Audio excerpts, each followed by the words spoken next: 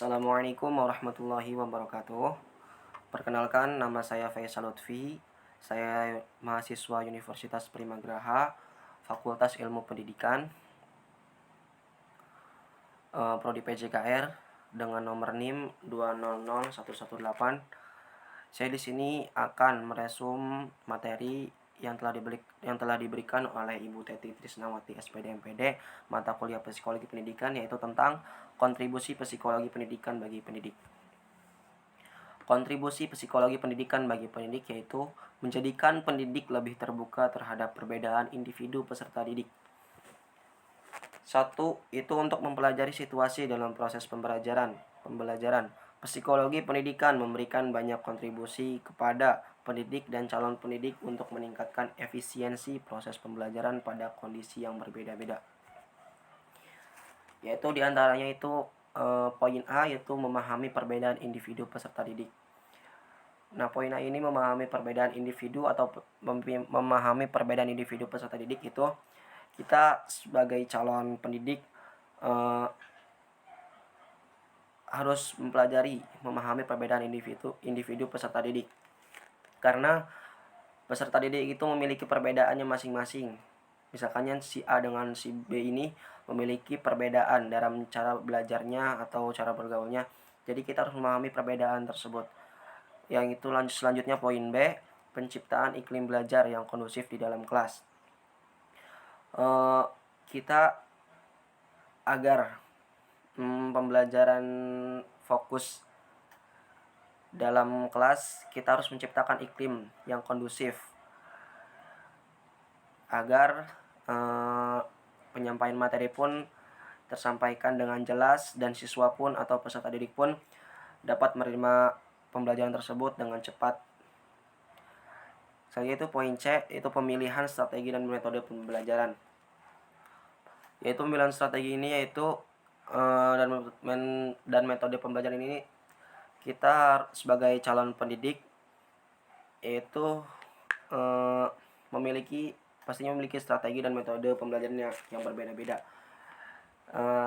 Saya sebagai contohnya yaitu sebelum pembelajaran kita melakukan games ataupun senam jari agar pembelajaran dilaksanakannya itu para peserta didiknya itu fokus gitu ya. Dan metode pembelajarannya itu harusnya dengan menyenangkan agar peserta didik tersebut tidak bosan dengan pembelajaran yang disampaikan oleh pendidik tersebut gitu. Poin D, yaitu memberikan bimbingan kepada peserta didik. Kita sebagai calon pendidik ya harus mempelajari itu dalam memberikan bimbingan kepada peserta didik gitu ya. Karena peserta didik itu memiliki karakternya masing-masing. Misalkan contohnya ada yang peserta didik yang susah dibilangin atau ngeyel gitu ya, ataupun dalam kurungnya itu bandel. Jadi kita harus memberikan bimbingan kepada peserta didik tersebut agar peserta didik tersebut kedepannya lebih baik lagi gitu ya, tidak mengulangi perbuatan-perbuatan yang tidak baik lagi seperti sebelum-sebelumnya. Yaitu selanjutnya poin A, itu mengevaluasi hasil pembelajaran. Mengevaluasi hasil pembelajaran ini penting ya, karena supaya kita tahu bahwa kesalahan ataupun kekurangan dalam pembelajaran sebelumnya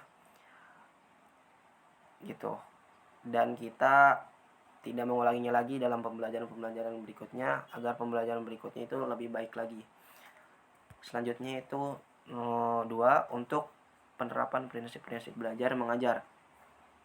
A, yaitu menetapkan tujuan pembelajaran. B, penggunaan media pembelajaran. C, itu penyusunan jadwal pelajaran. A ini menetapkan tujuan pembelajaran, yaitu kita pastinya mengikuti pembelajaran itu mempunyai tujuannya masing-masing gitu ya. Jadi kita sebagai calon pendidik, kita harus mempunyai tujuan apa sih kita belajar ini tuh untuk peserta didik ini lebih apa gitu ya, ataupun untuk misalkan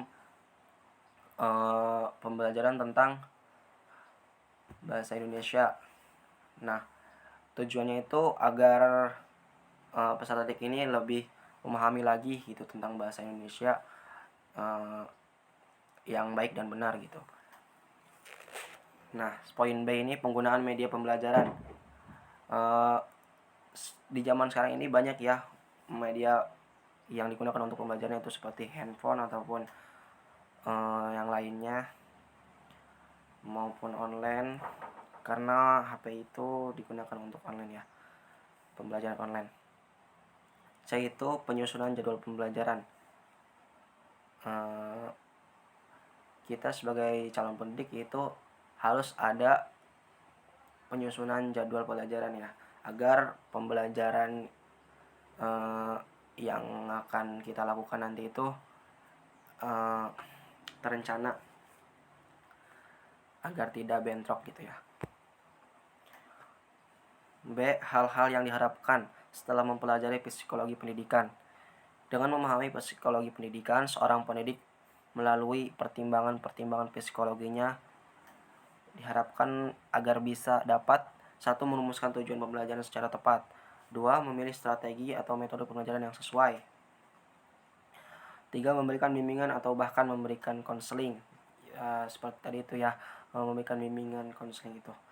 4. Itu memfasilitasi dan memotivasi belajar peserta didik. Nah, poin 4 ini memfasilitasi dan memotivasi belajar peserta didik ini. Contohnya sebelum kita melakukan pembelajaran ini, kita memberikan pencerahan ataupun motivasi belajar kepada peserta didik agar peserta didik ini lebih semangat lagi dalam melakukan pembelajaran dalam kelas ataupun di luar kelas ya. Ya, poin kelima ini menciptakan iklim belajar yang kondusif. 6. Berinteraksi secara tepat dengan siswanya. Nah, poin 6 ini berinteraksi secara tepat dengan siswanya itu, kita sebagai calon pendidik itu, misalkan contohnya guru ini ingin menyampaikan sesuatu kepada siswa. Nah, yang menyampaikannya ini harusnya gurunya langsung gitu tuh, tidak melalui siswa-siswa yang lainnya, agar siswa ini lebih paham yang disampaikan oleh gurunya tersebut. Poin ketujuh, menilai hasil pembelajaran yang adil. Nah, kita sebagai calon pendidik itu dimulai dari sekarang harus ditumbuhkan sifat adil gitu ya, agar pada suatu saat nanti kita akan menjadi pendidik itu dalam memberikan nilai kepada peserta didik tidak pola pilih-pilih gitu ya, harus adil.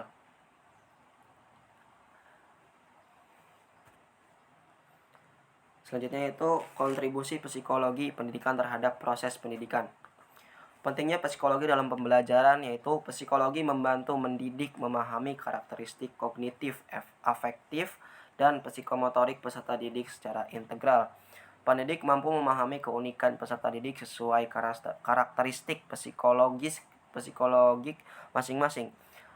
Pendidik mampu mengatasi masalah belajar dan menciptakan lingkungan yang kondusif serta menyenangkan bagi peserta didik. Selanjutnya itu kontribusi psikologi terhadap pendidikan. Perubahan anak didik dalam proses pembelajaran, pengaruh pembawaan dan lingkungan atas hasil belajar, hubungan antara teknik mengajar dan hasil belajar, pengaruh kondisi sosial terhadap belajar, pengaruh interaksi pendidik dan peserta didik, pengaruh perbedaan individu terhadap kemampuan belajar. Ini lanjutnya. Kontribusi psikologi pendidikan bagi pengembangan kurikulum.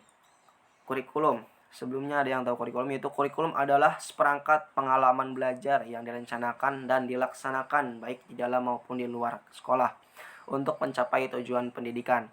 Selanjutnya itu pengembangan kurikulum dilakukan dengan mempertimbangkan aspek-aspek: 1. Yaitu karakteristik psikologis peserta didik.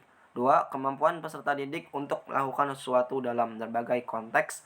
3. Pengalaman belajar siswa. 4. Hasil belajar atau learning outcomes. Dan yang kelima itu standarisasi kemampuan siswa.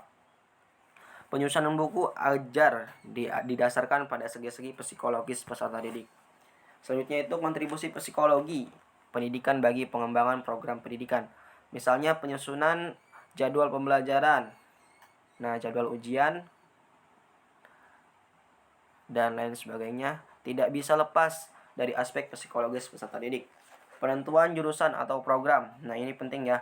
Jadi kita harus tahu apa, seperti contohnya kita ini kalau menjadi peserta didik ini kalau tidak sesuai dengan jurusan ataupun programnya, ataupun misalkan kita masuk jurusan ini terpaksa gitu, pasti kita belajarnya itu tidak akan benar ya. Jadi serasa terpaksa gitu. Jadi kita harus memilih jurusan yang benar dan tepat gitu, agar belajarnya pun senang dan benar-benar gitu ya. Yaitu selanjutnya itu pengembangan program harus mengacu pada upaya pengembangan kemampuan potensial peserta didik. Selanjutnya itu kontribusi psikologi pendidikan bagi pengembangan sistem pembelajaran, yaitu pemilihan teori belajar yang akan diaplikasikan, pemilihan model-model pembelajaran, pemilihan media dan alat bantu pembelajaran. Selanjutnya itu dan penentuan alokasi waktu belajar dan pembelajaran. Selanjutnya, kontribusi psikologi pendidikan bagi sistem evaluasi pendidikan. Nah, dalam sistem evaluasi pendidikan ini, penentuan teknik evaluasi yaitu atau teknik tes atau teknik non-tes. Teknik tes ini seperti misalkan kita setelah melakukan pembelajaran, kita memberikan pertanyaan kepada peserta didik supaya peserta didik ini lebih matang lagi atau ingat kepada pembelajarannya gitu. Selanjutnya itu penentuan jenis tes, yaitu tes lisan, tulis, dan perbuatan serta objektif atau subjektif. Selanjutnya itu penentuan mengenai waktu pelaksanaan evaluasi. Contohnya seperti UTS gitu ya, pada saat UTS atau pada saat PAS gitu, penilaian akhir semester. Nah, di sini juga kontribusi psikologi yaitu sangat penting bagi pendidikan, yaitu terhadap sistem kontribusi psikologi pendidikan terhadap sistem penilaian. Pemahaman kecerdasan bakat, minat, dan aspek kepribadian lainnya melalui pengukuran psikologis memiliki arti penting bagi upaya pengembangan proses pendidikan individu yang bersangkutan, sehingga pada gilirannya dapat dicapai pengembangan individu yang optimal. Mungkin segitu saja resume yang dapat saya sampaikan dari materi yang telah disampaikan oleh Ibu Teti Trisnawati SPD MPD. Saya kurang lebihnya mohon maaf. Terima kasih. Wabillahi taufiq wal hidayah. Wassalamualaikum warahmatullahi wabarakatuh.